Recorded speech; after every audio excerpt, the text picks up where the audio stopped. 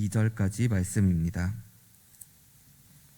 이사야 53장 1절에서 12절까지 말씀입니다.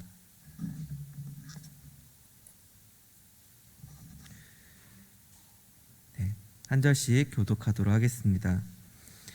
우리가 전한 것을 누가 믿었느냐? 여호와의 팔이 누구에게 나타났느냐?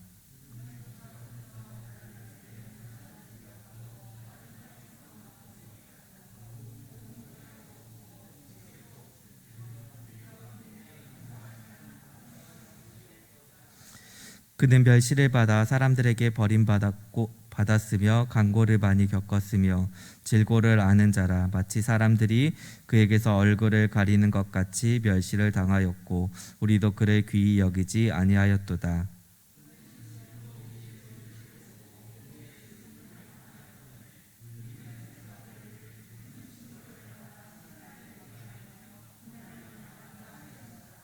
그가 찔림은 우리의 허물 때문이요 그가 상함은 우리의 죄악 때문이라. 그가 징계를 받음으로 우리는 평화를 누리고 그가 채찍에 맞음으로 우리는 나음을 받았도다.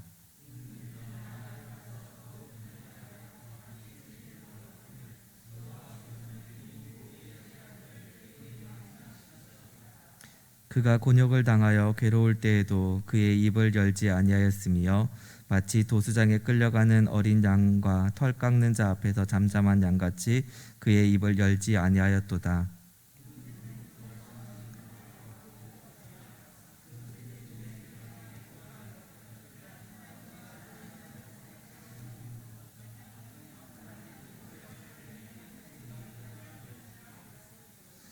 그는 강포를 행하지 아니하였고 그의 입에는 거짓이 없었으나 그의 무덤이 악인들과 함께 있었으며 그가 죽은 후에 부자들과 함께 있었도다.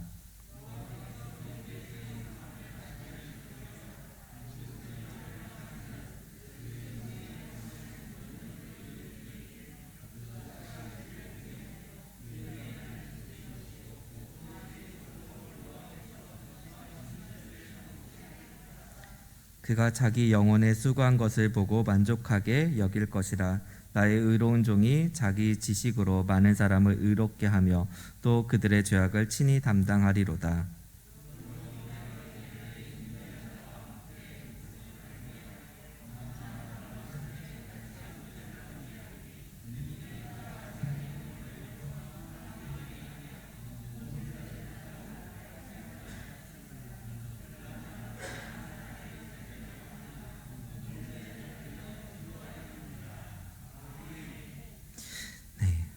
반갑습니다. 오늘의 설교의 제목은 우리를 사랑하신 예수님이라는 제목입니다. 이사야 53장에 있는 내용은 고난받는 종이라고 소제목에 그렇게 기록이 되어 있습니다. 우리가 잘 알고 있다시피 이 고난받는 종은 예수 그리스도를 이야기합니다. 이사야서는 미리 예언으로 예수님께서 받게 될 고난에 대해서 이사야 53장을 통하여 이렇게 쭉 기록하고 있습니다. 여러분, 저희가 몇 년 전에 그 로마에서 교황이 한국을 방문한 적이 한번 있었습니다. 그때 수많은 사람들이 그 로마 교황을 환영하였고 그에게 그와 만나는 것을 굉장한 영광으로 황송하게 생각하였던 일들을 기억하시는지 모르겠습니다. 그때에 그 교황은 나이도 많고 사실은 그렇게 볼품이 없었음에도 불구하고 그가 교황이라는 것, 그 이유만으로도 사람들에게 굉장히 많은 존경을 받았고 그를 만나서 손을 한번 잡는 것만으로도 사람들은 일생의 영광이라고 생각을 하였습니다. 그와 반면에 오늘 본문에 나오는 예수님은 사람들로부터 전혀 환대를 받지 못하였습니다. 53장 1절에서부터 3절을 보면 이렇게 되어 있습니다. 우리가 전한 것을 누가 믿었느냐? 여호와의 팔이 누구에게 나타났느냐? 그는 주 앞에 자라나기를 연한 순 같고 마른 땅에서 나온 뿌리 같아서 고운 모양도 없고 풍채도 없은즉 우리가 보기에 흠모할 만한 아름다운 것이 없도다. 그는 멸시를 받아 사람들에게 버림받았으며 간고를 많이 겪었으며 질고를 아는 자라. 마치 사람들이 그에게서 얼굴을 가리우는 것 같이 멸시를 당하였고 우리도 그를 귀히 여기지 아니하였도다.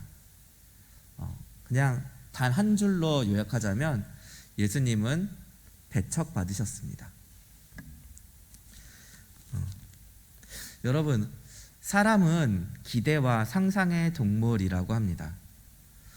우리는 새해가 되거나 어떤 일들을 할 때 늘 기대하고 상상을 하게 됩니다. 예를 들면 이런 것이죠. 올해가 이제 마지막이 다 끝났습니다. 그럼 우리는 내심 기대를 하게 됩니다. 내년이면 코로나가 끝나겠지.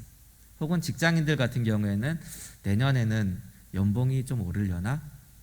혹은 결혼을 하지 않은 자녀들이 있으시거나 그런 분들은 이런 상상을 하겠죠. 내년에 내 아들이 장가를 갈까? 내 딸이 시집을 가게 될까? 배우자는 누구일까? 좋은 사람이면 좋을 텐데. 우리는 기대를 하게 되고 상상을 하게 됩니다. 그리고 그 상상을 하면서 우리들 스스로가 무언가 기준을 만들게 되고 그 상상하는 모형들을 그렇게 구체적으로 그리게 됩니다. 우리가 잘 아는 숲속에 잠자는 공주의 동화를 보면은 숲속의 공주가 숲속에서 기다리고 있습니다. 근데 그 동화에서는 굉장히 아름다운 그 잘생기고 왕자가 이렇게 멋있는 모습으로 등장을 해서 공주를 구해주게 됩니다. 근데 만약에 그 숲에 그냥 가난한 그 노예 소년이 우연찮게 들어가게 됐고 공주를 발견하게 되고 그 공주를 구해주게 되었다면 그 공주가 상상하였던 왕자님의 모습과는 전혀 반대되는 모습일 것입니다. 공주가 생각했을 때는 잘생긴 왕자가 멋지고 늠름한 모습으로 자기에게 다가와서 자기를 구원해 줄 거라고 생각을 했지, 이렇게 비루먹은 잘생기지도 못하고 옷은 남루하고 보기에 볼품도 없는 신분도 비천한 노예 소년이 와서 자기를 구해줄 거라는 상상은 하진 않았을 것입니다. 마치 이스라엘 백성들이 예수님을 배척한 이유가 이와 같았습니다. 예수님께서는 우리가 잘 아는 것처럼 마구간에서 태어나셨습니다. 그리고 목수의 아들로 태어나셨고 예루살렘에서 태어났지만 사람들이 기억하기로는 예루살렘에서 자란 것이 아니라 나사렛에서 쭉 자랐기 때문에 가난하고 무식한 사람들이 있고 불황자들이 모이는 나사렛이라고 하는 동네에서 자랐던 예수님한테는 아무런 소망과 근거를 찾을 만한 이유가 없었습니다. 마치 공주가 기다리던 왕자가 아니었던 것처럼 로마로부터 충분히 고난받고 세금을 많이 납부하고 경제적으로도 힘들고 그리고 성전 지도자들로부터 마음의 안식도 얻지 못하고 그랬던 그들에게는 간절히 바라던 소망이 하나 있었습니다. 그 당시 이스라엘 백성들에게는 유일한 소망이 있었는데 우리에게 언젠가 메시아가 올 것이라는 소망이었습니다. 그리고 그들은 그 예수님에 대한 나름의 판타지, 상상을 가지고 있었습니다. 예수님께서 오시면 우리를 이 억압하고 있는 로마의 압제로부터 우리를 해방시켜 주겠지. 그리고 성전 지도자들이 저 잘못하고 있는 것들에 대해서 깨트려주고 잘 고쳐서 우리에게 마음에 참된 안식과 평안을 주겠지. 그리고 그분은 참으로 멋지고 늠름한 모습으로 오시겠지. 자기 나름대로 구약의 메시지들을 보면서 하나님의 율법의 말씀들을 보면서 상상을 했을 것입니다. 그리고 그 상상은 그들 사이에서 어느 정도 구체적인 모습들과 형태들로 나타나게 되었습니다. 근데 예수님께서는 전혀 그런 모습이 아니었습니다.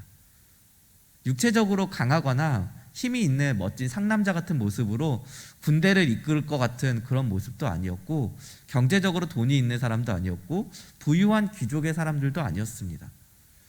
그가 이스라엘 백성들이 봤을 때 예수님은 정말로 볼품없는 그런 모습이었습니다. 여러분, 사람들은요 필요한 것들을 상상하게 됩니다. 필요한 것들. 나에게 정말로 간절하게 필요한 것이 있다면 어떤 수를 쓰더라도 어떤 방법을 찾아서라도 반드시 찾아가게 될 것입니다. 예를 들자면 우리가 만약에 코로나의 질병에 걸렸는데 어떤 누군가에게 가면 반드시 고침을 받을 수 있다라고 하면은 어떠한 역경이 있다고 할지라도 그 사람을 찾아가기 위해서 애쓰고 수고할 것입니다. 하지만 그것이 볼품없는 것이라고 하면은 우리는 시간 낭비한다고 생각하고 가치 없다고 여기고 무시할 것입니다. 여기 중에서 전도해 보신 분들이 많이 있으실 겁니다. 여러분, 손에 전도지를 들고 바깥으로 갑니다. 그리고 그 전도지를 들고 예수님 믿으세요 라고 얘기했을 때 그들의 반응이 어떠던가요? 많은 사람들이 예수님, 어이구 예수님 이 귀한 것을 저에게 알려주셔서 너무너무 감사합니다 그러시던가요? 아니면 예수님이, 우리가 딱 보면 알고 있죠. 우리 몸에 이렇게 어디 교회, 송탄중앙교회 이렇게 옆에 이제 그 띠를 두르거나 이렇게 등에 옷에 이렇게 하고, 아니면 이렇게 대충 이렇게 자세가 있죠. 이렇게 한 손에 전도지, 한 손에 이렇게 누군가에게 전달할 것 같은 시선을. 그럼 그 시선을 마주친 사람들은 이런 마음들을 많이 갖고 있습니다. 아, 쓸모없는 거 나에게 주네. 쓸모없는 것을 나에게 주는구나. 저 사람과 말을 2, 3초간 섞는 것조차도 나에게는 시간 낭비다라는 생각이 그들의 마음속에 가득 들어차 있습니다. 왜냐하면 그들의 삶 가운데서는 예수님은 아무런 가치가 없는 것이기 때문입니다.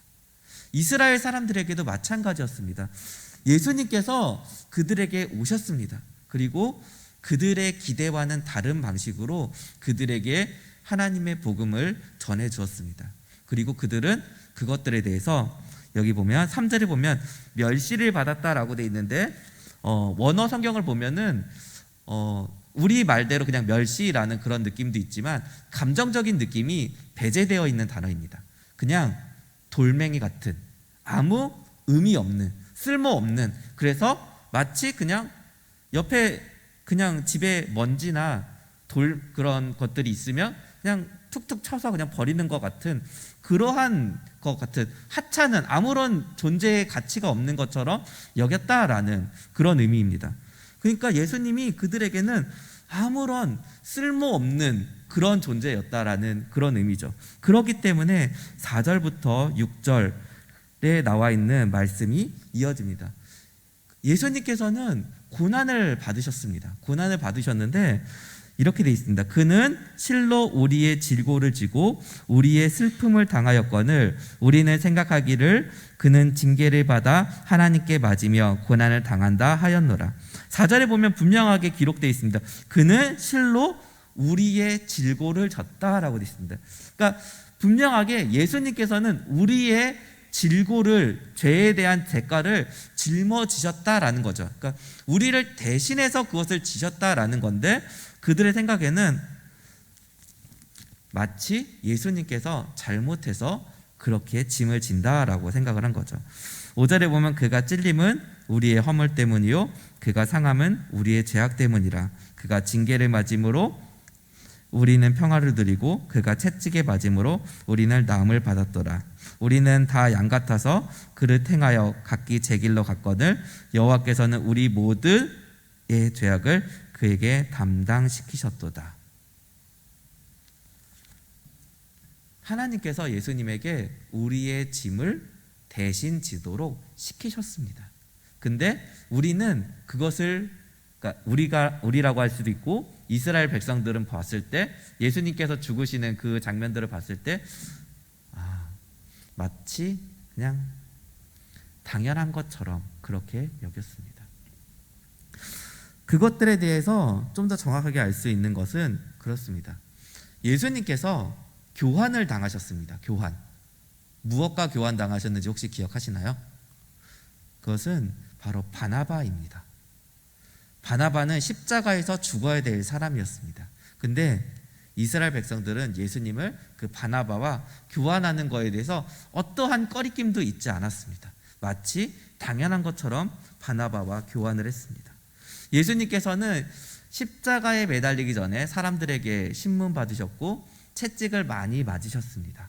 그리고 십자가에 매달려서 죽으셨습니다. 볼품없게 죽으셨습니다. 7절에서부터 9절을 보면 이렇게 되어 있습니다. 그가 곤욕을 당하여 괴로울 때에도 그의 입을 열지 아니하였으며 마치 도수장으로 끌려가는 어린 양과 털 깎는 자 앞에서 잠잠한 양같이 그의 입을 열지 아니하였도다. 그는 곤욕과 신문을 당하고 끌려갔으나 그 세대 중에 누가 생각하기를 그가 살아있는 자들의 땅에서 끊어짐은 마땅히 형벌받을 내 백성의 허물 때문이라 하였으리요. 그는 강포를 행하지 아니하였고 그의 입에는 거짓이 없었으나 그의 무덤이 악인들과 함께 있었으며 그가 죽은 후에 부자와 함께 있었도다. 예수님께서 십자가에 달려서 처참하게 죽으셨습니다. 근데 사람들은 그것에 대해서 아무런 감흥을 갖지 않았습니다. 여러분, 그 영화 패션 오브 크라이스트 영화를 혹시 보신 적이 있으신지 모르겠습니다. 근데 그 영화가 사람들에게 굉장히 잔인하다고 그렇게 소문이 났습니다. 우리가 눈으로 볼 때도 피가 낭자하고 좀 너무 과장되었다라는 표현이 있는데, 실제 역사상으로 그 기록에 남겨져 있는 십자가 형틀의 고난을 실제적인 사례들을 보면은 거기에 나와 있는 사례가 굉장히 순화해서 표현한 것이라고 그렇게 되어 있습니다. 과정들을 보면 이렇습니다. 조금 듣기 불편하실 수도 있겠지만 예수님께서 십자가에 매달리실 때 옷을 다 벗습니다. 옷에 가리고 있는 것이 아무것도 없습니다. 그러면 몸의 중요한 성기나 이런 부분들도 다 그대로 표현이 되겠죠. 그러면 그 벌거벗겨진 상태로 십자가에 매달리게 됩니다. 매달리기 직전에 사람들한테, 그 간수들한테 채찍을 많이 맞습니다. 근데 그 십자가형을 받는 사람들이 간수한테 이렇게 요구합니다. 많이 때려주세요. 저희 입장에서는 뭔가 이해가 안 되지 않죠. 채찍을 많이 때려주세요. 돈을 주는데 조금 때려달라는 게 아니라 많이 때려달라고 요구를 합니다. 그 이유는 뭐냐면 십자가 매달려서 죽는 게 너무 고통스럽기 때문에 매맞아서 죽는 게 낫기 때문입니다. 그래서 많이 때려서 나를 죽게 해달라라는 의미로 돈을 준다고 합니다.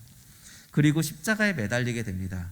손에는 못을 받고 다리에도 못을 받고 그렇게 매달리게 됩니다.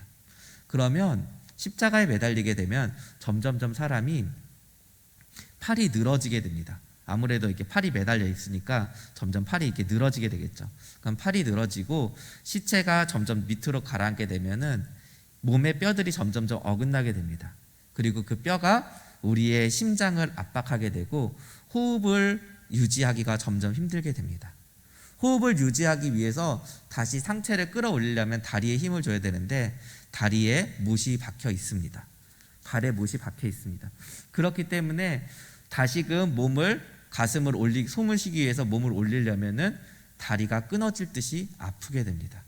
그리고 호흡을 내쉬게 되면 잠깐 괜찮았다가 또 다시 몸은 가라앉게 되고 그 고통이 계속해서 반복되게 됩니다.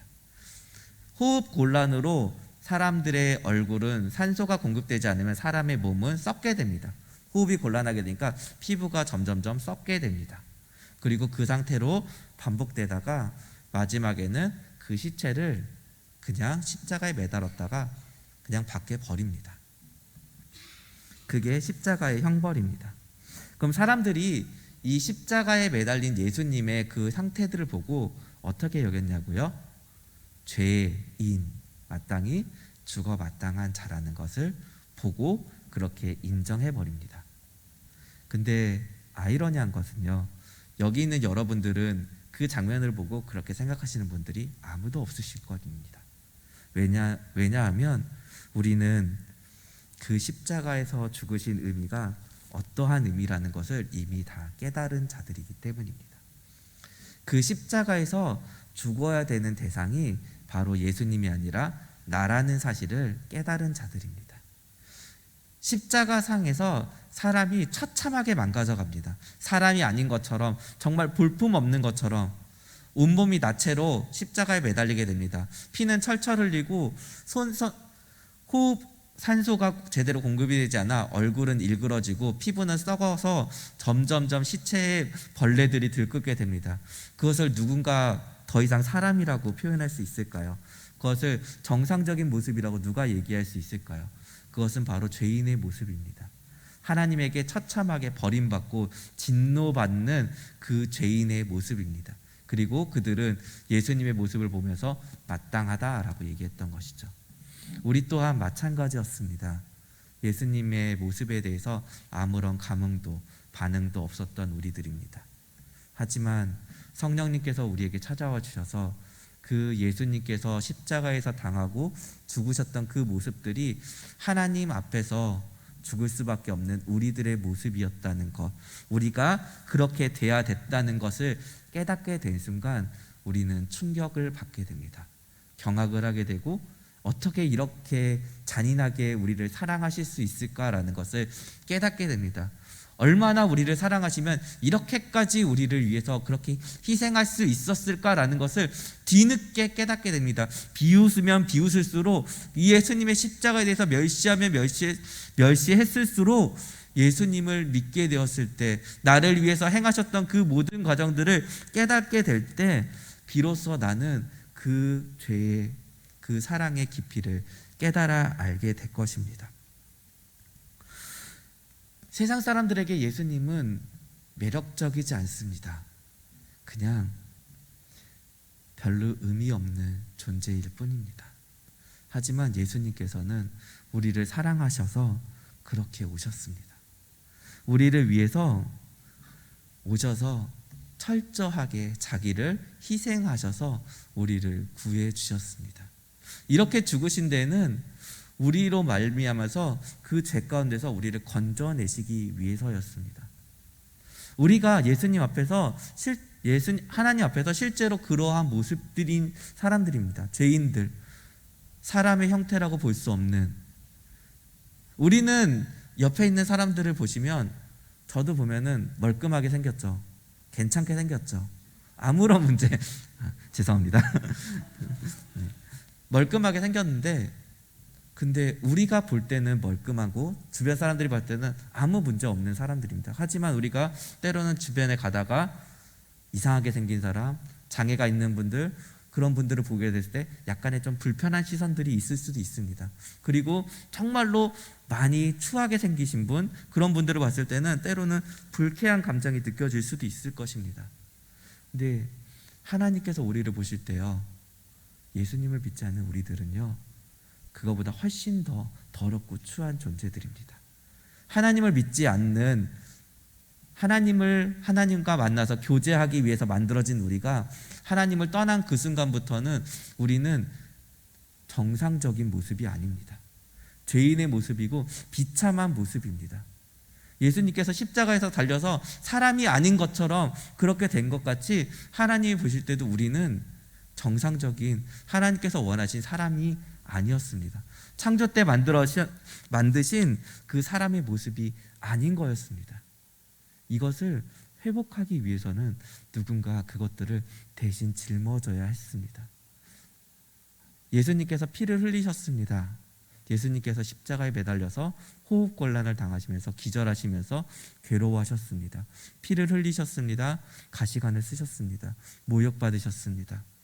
마치 우리가 당해야 되는 그 모든 것들이 우리가 하나님 앞에 범죄하였고 하나님 앞에서 죄 지은 그 모습들을 그대로 드러내고 있는 것과 마찬가지입니다. 하지만 예수님께서 십자가에서 죽으심으로, 피 흘리심으로 그것들을 하나하나 다 갚아주셨습니다. 그리고 그로 인해서 우리는 다시금 하나님 앞에서 하나님께서 원하셨던 그 모습 그대로 하나님과 다시금 교제할 수 있는 정상적인 그 모습이 된 것입니다. 그렇기 때문에 여기서 나와 있는 것처럼 그가 맞음으로 우리가 나음을 얻었다라고 하는 것이죠. 예수님께서 맞으셨기 때문에 그 대가로 우리가 다시금 예전의 모습으로 더 회복이 되게 된 것입니다. 예수님께서는 우리로 말미암아서 육체적인 고난만을 당하신 것이 아닙니다. 사실은 하나님께서 우리 인간과의 관계를 죄로 인해서 단절시켜 버리셨습니다. 우리가 스스로 그 길을 걸어가게 된 것이죠. 우리는 살아갈 때 하나님과의 관계의 단절로 인해서 아무런 문제 없이 지내게 됩니다. 그런데 예수님께서는 그 관계의 단절을 위해서 스스로 하나님과의 관계의 단절을 행하셨습니다. 육체의 고통만이 아니라 영적으로 삼위일체 하나님께서, 영원히 끊어질 수 없는 그 하나님께서 우리를 대신하여서 관계를 회복시키기 위해서 스스로의 관계의 단절을 행하셨습니다. 저울의 추가 있습니다. 저울의 추가 있는데 한쪽으로 기울어져 있습니다. 이 추를 기울어진 이쪽에 맞춰서 어떤 것 무언가를 한다고 해서 정상적이 되지 않습니다. 공의로워지지 않습니다. 이 저울의 추를 다시금 정상적으로 돌리기 위해서는 이 반대쪽 추에 그만한 대가를 지불하는 것입니다. 그러면 이 추는 다시금 균형을 가지게 됩니다. 우리가 지은 죄에 대한 대가는 반드시 누군가가 그 대가를 치루어야 되는 것이었습니다. 그리고 그 대가는 우리가 치를 수 없는 것이었습니다. 예수님께서 친히 이 땅에 오신 이유는 우리의 그 죄에 대한 대가를 친히 치루어서 우리로 하여금 다시금 하나님과 화목되게 하시기 위해서였습니다. 여러분, 그렇게 됨으로 인해서 우리가 10절부터 나와 있는 말씀처럼 여호와께서 그에게 상함을 받게 하시기를 원하사 질고를 당하게 하셨은즉 그의 영혼을 속건제물로 드리기에 이르면 그가 씨를 보게 되며 그의 날은 길 것이요 또 그의 손으로 여호와께서 기뻐하시는 뜻을 성취하리로다. 그가 자기 영혼에 수고한 것을 보고 만족하게 여길 것이라. 나의 의로운 종이 자기 자식으로 많은 사람을 의롭게 하며 또 그들의 죄악을 친히 담당하리로다. 그러므로 내가 그에게 존귀한 자와 함께 목을 받게 하며 강한 자와 함께 탈취한 것을 나누게 하리니 이는 그가 자기의 영혼을 버려 사망에 이르게 하며 범죄자 중 하나로 헤아림을 받았음이니라. 그러나 그가 많은 사람의 죄를 담당하며 범죄자를 위하여 기도하였느니라. 예수님께서 이 모든 일을 행한 이유는 한 가지입니다. 우리에게 의를 주시기 위해서입니다. 우리에게 의를 주셔서 다시금 하나님 앞에 설 수 있도록 하여서 우리가 더 이상 죄인의 모습이 아니라 하나님 앞에 의인의 모습으로 살도록 우리를 만들어 주시기 위해서 기꺼이 이 길을 가신 것입니다. 그렇기 때문에 우리는 이 예수님을 찬양하고 기뻐하는 것입니다. 금요일이면 성탄절이 될 것입니다. 그리고 금요일 날이 됐을 때 우리가 모여있는 예배를 드릴 때 때로는 어떤 사람들은 이렇게 얘기할 것입니다. 코로나로 인해서 정부에서 5명 이상 모이지 말라고 했는데 너희는 왜 또 그렇게 열심히 모여서 예배를 드리냐라고 얘기할 수도 있습니다. 하지만 우리는 이렇게 이야기해야 됩니다. 나를 구원해 주신 예수님 앞에 예배하는 것이 마땅합니다 라고 이야기해야 됩니다. 근데 단순하게 그렇게 이야기하는 것으로만 해서 끝나서는 되지 않습니다. 여러분, 예수님께서 오신 성탄절은요 매년 찾아옵니다. 내년에도 찾아올 것이고요 내후년에도 찾아올 것입니다. 우리에게 때로는 슬픈 이야기일 수도 있지만요 교회가 망한다고 할지라도 어쩌면 성탄절은 없어지지 않을 거라고 이야기합니다. 왜냐하면 세상 사람들에게 있어서는 성탄절이 굉장히 중요한 대목이기 때문입니다. 장사가 잘 되고 그날에 모여서 사람들끼리 모여서 즐거움을 누리는 날이기 때문에 예수님이 없는 성탄절이 영원히 계속될 수도 있을 것입니다. 교회가 없다고 할지라도 세상 사람들은 성탄절을 포기하지 않을 것입니다. 그들에게 있어서는 돈이 될 것이고 즐거움의 날이 될 것이고 기념일이 될 것이기 때문입니다. 근데 우리에게 있어서 성탄절은 한 가지를 다시금 되새기는 날이 되었으면 좋겠습니다. 예수님께서 왜 이 땅에 오셔서 나를 사랑해 주셨는가입니다. 왜 이 땅에 오셔서 왜 우리를 사랑해 주셨는가를 생각해 보셨으면 좋겠습니다. 오늘 100일 성경 통독을 하시는 분들은 고린도 후서를 읽으셨을 것입니다.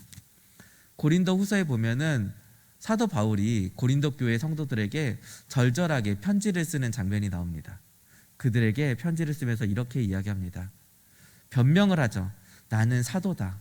여러분에게 어떠한 해도 끼치지 않았다.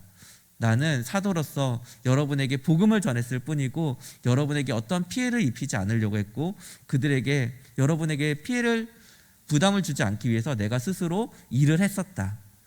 그러니 나에 대해서 오해하지 말아다오. 이렇게 여러 번 편지를 쓰고 또 3차례에 걸쳐서 찾아가기까지 합니다. 근데 찾아갔을 때 냉담한 반응들을 받고 오면서 디도를 통해서 다시금 그들이 회개했다는 말을 듣기까지 근심하면서 편지를 쓰는 내용들이 기록이 되어 있습니다. 여러분, 우리가 왜 그래야 될까요? 이유는 여기에 나와 있습니다. 우리를 위해서 십자가에서 예수님께서 죽으셨기 때문입니다. 여기 계신 여러분들은 제가 아까도 얘기한 것처럼 예수님의 복음을 깨달은 자입니다. 예수님께서 왜 십자가에서 이렇게 처참하게 죽을 수밖에 없었는지를 깨달아 알게 된 자입니다. 내가 죽어야 됐었는데, 내가 저기에 매달려야 됐었는데, 하나님 앞에 버림받아야 되는데, 하나님으로부터 무시를 받아야 되고 멸시를 받아야 되는 존재인데, 그것을 예수님께서 내 대신에 이미 지셨다는 것을 깨달은 자들입니다. 옛날에 예수님에 대해서 부정하고 무시하셨던 분들은 그 때문에 더 안타까워하며 간절한 마음으로 하나님께 회개를 했을 것입니다. 그렇다면 지금 이 땅에 이 예수님의 사랑을 전할 수 있는 사람들이 저와 여러분들입니다.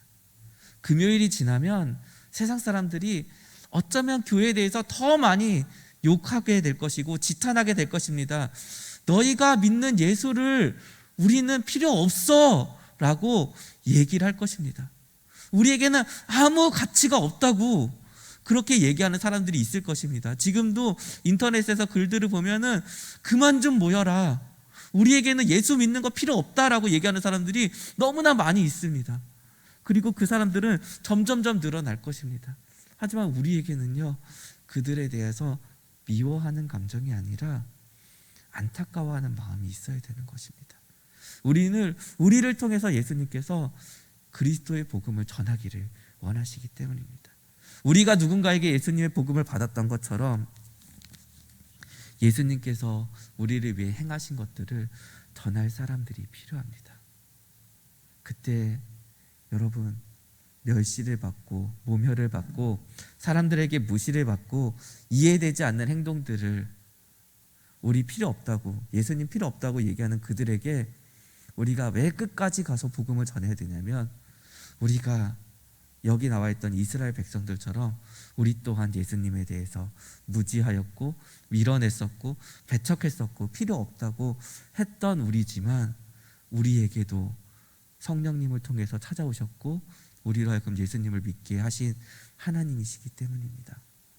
예수님께서 우리를 그렇게 사랑해 주셨습니다. 배척하고 필요 없다고 얘기하는 우리들에게 진실되게 찾아와 주셔서 참된 사랑을 깨달아 알게 해주신 것입니다. 자신을 쪼개서 죽기까지 우리를 사랑해 주신 그 예수님의 사랑이 우리에게 이미 담겨져 있습니다. 그렇다면 우리도 누군가에게 예수님의 사랑을 그렇게 전해야 됩니다. 그것이 우리를 의의 면류관에 씌워주면서 우리를 구원해 주신 예수님의 목적입니다. 예수님을 믿는 우리들은 이미 다 구원을 받았습니다. 우리는 죽은 뒤에 천국이 예정되어 있습니다.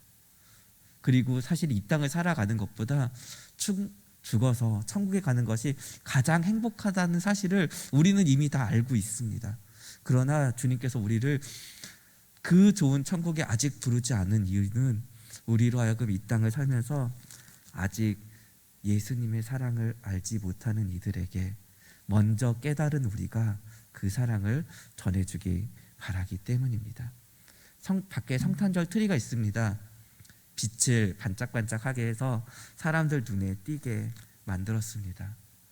우리가 예수님을 알지 못하는 자, 예수님을 필요 없다고 하는 그들에게 빛을 전하는 자들이 되기를 소망합니다. 기도하겠습니다.